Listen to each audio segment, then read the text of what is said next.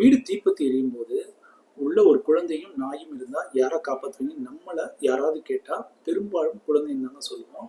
But இதே கேள்வியை ரீசெண்டாக பாரிசாலனுக்கும் அரவிந்துக்கும் நடந்த விவாதத்தில் பாரிசாலன் அரவிந்தை பார்த்து கேட்குறாரு. அதுக்கு அரவிந்த் திரும்பி என்ன கேள்வி கேட்டாருன்னா, அந்த குழந்தை வீகனா நான் வீகனா அந்த குழந்தை வீகனா அப்படின்னு கேட்டாரு. இது பயங்கர சர்ச்சையாயிடுச்சு. கிரிட்டிசைஸ் பண்ணாத ஆளே இல்லை. இவர் ட்ரீட்மெண்ட் எடுக்கணுன்ற லெவலுக்கு வந்து பீப்புள் வந்து சொல்ல ஆரம்பிச்சிட்டாங்க. ஸோ இதை வந்து என்ன பொறுத்த வரைக்கும் சைக்காலஜி ஆஸ்பெக்டில் இது நார்மலாக நடக்கக்கூடிய ஒரு விஷயம் தாங்க. இதை வந்து என்ன சொல்லுவாங்கன்னா அமிக்டலா ஹைஜாக் அப்படின்னு சொல்லுவாங்க.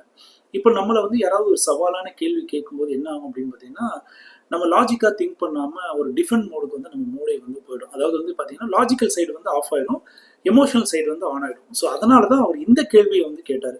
இது அவருக்கு மட்டும் இல்லைங்க, நமக்கும் நடக்கும். ஒரு வைவால, ஒரு ப்ரெசன்டேஷனில், இல்லை நம்ம ஃப்ரெண்ட்ஸோட ஆர்கியூ பண்ணும்போது அந்த நடிகர் விஜயா, அஜித்தா, ரஜினியா, கமலா இப்படின்னு வரும்போது நம்ம வந்து சில இடத்துல தோக்கவே போகிறோம்னு தெரிஞ்சாலும் நம்ம வந்து ஒரு வில் ட்ரை டு ஜஸ்டிஃபை நம்ம பாயிண்ட்டை. ஸோ இதுதான் அன்றைக்கி அரவிந்துக்கும் நடந்திருக்கு. இது எல்லாருக்குமே நடக்கும்.